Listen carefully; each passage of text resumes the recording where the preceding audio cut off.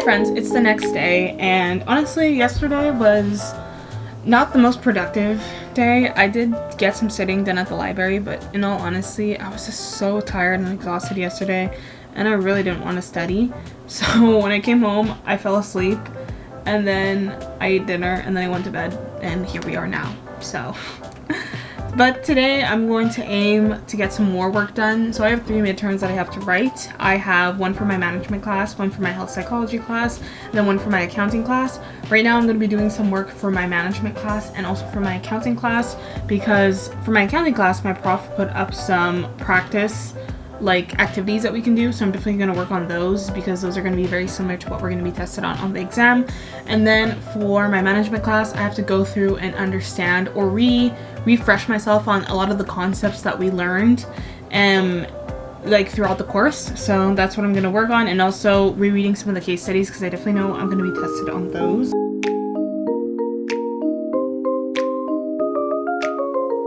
Hi friends, it's been a while since I've picked up my camera and it's been a few days as well, but I want to take you guys through cleaning my room quickly because it's a mess. It always gets really messy when I'm going through like midterm or exam season.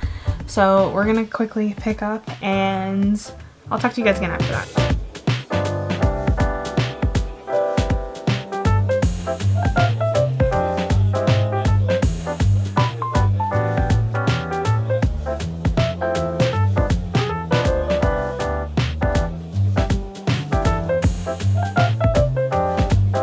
So for the next portion of this video, I wanted to do a quick little what is in my backpack and share with you guys all of my school essentials. This is the bag that I use for school. You've probably noticed it in some of my videos, but this is a Herschel backpack. I've had this for about 3 years.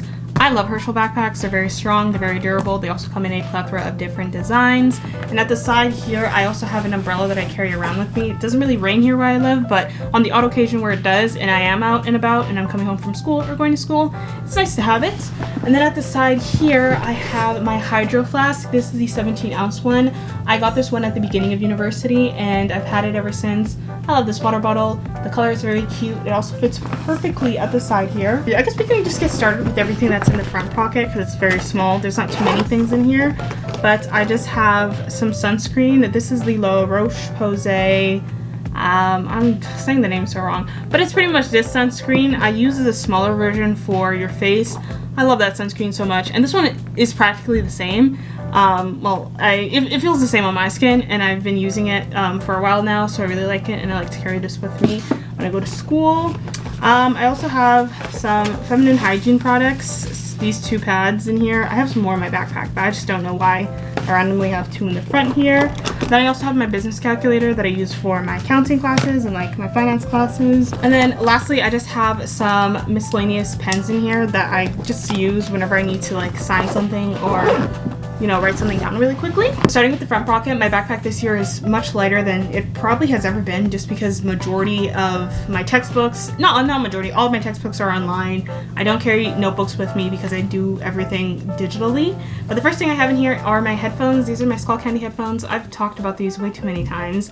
I also talked about these in my favorites video back in my February plan and prep with me, and I really do like these headphones. They're noise canceling, they're very comfortable. I also like the way that they look very aesthetic, so I use those. Following that, I have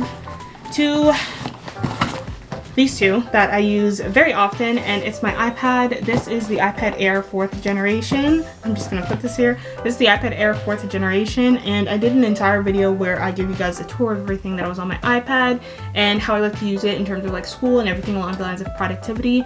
But it really has enhanced my learning experience, and I have really enjoyed using it. And since I've transferred to making everything digital, it's just made it an easier experience for me being a student. Following this, I also have my laptop, and this is the MacBook Air 2022, and this one has 250 gigabytes of storage on it. The reason why I ended up getting this is because my old laptop wasn't working. I mainly use this for writing anything along the lines of essays, doing research on here, and I also edit all of my videos on here as well. If I didn't have this, I honestly would have just gotten the iPad Pro and then gotten the Magic Keyboard case with it and just edited and done everything on there. But I honestly don't mind this. Everything gets synced and it's easy for me to use, so I like that. The next thing I have is my pencil case. I haven't bought pencils in a while now that I realize it, but I've had this pencil case for a while, as you can see. But I just have some pens in here, some highlighters. Everything's kind of dirty in here, but I just carry these in case I need to write a test, because sometimes we do use like Scantrons and we do write paper tests in class. Like I did one today. Well, it was a midterm, and I had to do it on a Scantron. But in terms of pens, I ended up getting these ones off of Amazon, and these are some of the nicest pens I have ever used in terms of, like, look at the tip on that pen. Can you see that? Like, look at the tip here. These are some of the nicest pens that I've ever used, and I definitely want to stock up on these. And I want to see if I can find them in different colors, but I ended up getting these off of Amazon. They look like this. I saw so many people talking about them on Pinterest. They write so smoothly. I know it's a pen. I could talk about this for a very long time, or an unnecessary amount of time, but some of the nicest pens that I've ever used. Just to make sure I'm smelling nice at school, I do have my Dove Zero Aluminum deodorant that I like to reapply. And then I also have this Bath & Body Works Rose hand lotion in case my hands get dry. And then I have this Victoria's Secret Nectar Drip perfume that I like to spray on every now and then throughout the day just to smell nice. I also like to carry around some wet wipes with me just in case I just need to like clean my hands if I'm on the train or if I'm on the bus. I also have my glasses in here. I don't wear these all the time. I typically wear these when I'm editing, sometimes when I'm reading, or doing schoolwork as well, but I just carry these with me. And then inside this little black bag, I have some more feminine hygiene products in here. Just some like pads and tampons in here, just that I carry with me. The last thing I carry in my backpack with me is a book. It really depends on the time of year, but I'm currently reading Hunting Adeline. Yes, I did finish reading Haunting Adeline. I'm on book 2, so I'm very excited to see what this one is all about. But that is everything in my backpack. And to lastly wrap up everything for this study with me video, I want to share with you guys 3 simple tips or pieces of advice that I like to implement into my study routine, and some that I found on the internet that I feel like really helps. So one of the things that I like to do personally is I like to change up my study area. Don't get me wrong, I love my desk space. I love the way that my room looks. But sometimes it can be difficult studying in my room, and sometimes I can get very distracted just because my desk and my bed they're like literally right beside each other. And on top of that, I really do associate my room as a place that I come to at the end of the day to relax. So sometimes it can be rather difficult to get into that working headspace and like mindset. So I really do like going to the library, or even if I don't go to the library, sometimes I'll try to stay for a couple hours after my classes are done to just work at school. And I tend to find that I can be more productive in those areas. Far easier for me to get into that working mindset.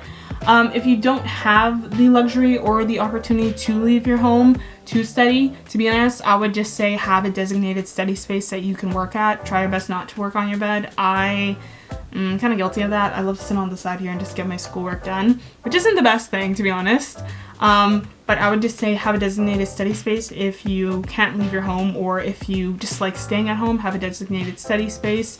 I would also say remove any types of distractions. When I'm sitting, I like to put everything on either work mode or school mode or do not disturb mode. If I'm not using my phone for anything other than music, I'll honestly just put on like a playlist of like lo-fi music. Not even lo-fi music, that's actually a lie. I love listening to the sound of rain when I do schoolwork. For the life of it, I don't know what it is. There has to be some scientific reasoning behind it, but I just love listening to the sound of rain. So I'll put on a playlist that's like 2-3 hours, and I'll just let that play, put my phone on do not disturb, and sometimes I'll take it and put it out of my room, or sometimes I'll put it up in my closet and I'll just do some schoolwork. Another thing I really like to do is take breaks in between. Sometimes I'll do a 30-minute study session, then take a 5-minute break, or do a 45-minute study session and either take a 5-minute break or a 10-minute break. It really depends. But at the end of the day, I feel like in terms of studying, it really is trial and error. You try different study methods, you try different study techniques, see which one you resonate with the most, and then continue to do that. The second tip that I have is to treat your study sessions like appointments. And by this I mean, if you say you're going to go see the doctor at 1 p.m, it means that you're already at the doctor's office at 1 p.m. ready to go. And I feel like that should be the same thing with your study sessions. Make sure that if you are planning, or you are creating like a to-do list or a schedule, or even time blocking, you actually put the time that you're going to study into your calendar or into your planner, so you can actually remember to do it.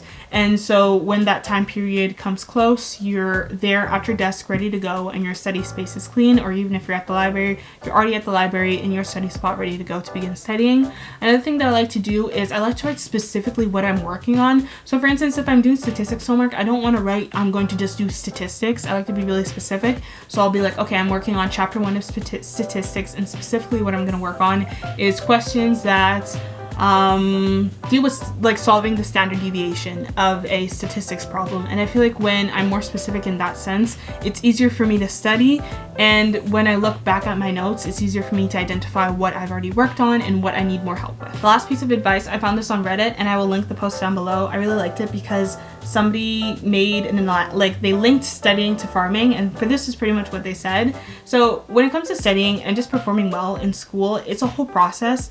Like, you need to be attending your classes in order for you to do well. In some cases, you also need to be reviewing the textbook and revising it as well. You need to be making your own notes. You need to be reviewing your notes every single night, and it's similar to farming. Like, if a farmer wants to reap a good harvest at the end of a farming season, like, there's steps and effort that they need to put in. Like, you know, like, they need to tend to the soil, they need to water the soil, they need to plant the seeds, and even once they've planted the seeds, they need to continue to go out and maintain that crop. And it's the same thing with studying. If you're putting in all that effort of attending the classes, revising, reading the textbook, asking questions, doing practice homework, and you're doing that consistently, by the time it comes to midterm seasons, or by the time it comes to write an exam, you're not going to be taking in any new information at that point. At that point, honestly, you're simply just going to be revising. And I know it can be very hard. It can be a really hard habit to implement into your lifestyle, because it's definitely something that I've struggled with and I continue to struggle with to this day. But I think one thing that really helps is, honestly, it's much better for you to come home and to just revise either each subject or 2 subjects for 30 minutes or even 45 minutes every single day, rather than trying to cram 24 hours before your exam. You're not going to retain anything if you try to cram. And also, if you're doing that over a long period throughout the semester, you're more likely to retain that information. So I think in that case, when it comes to studying, try breaking it up and looking at it from the small picture rather than a bigger picture. But that is everything that I wanted to talk to you guys about today. I really hope you guys enjoyed this study with me.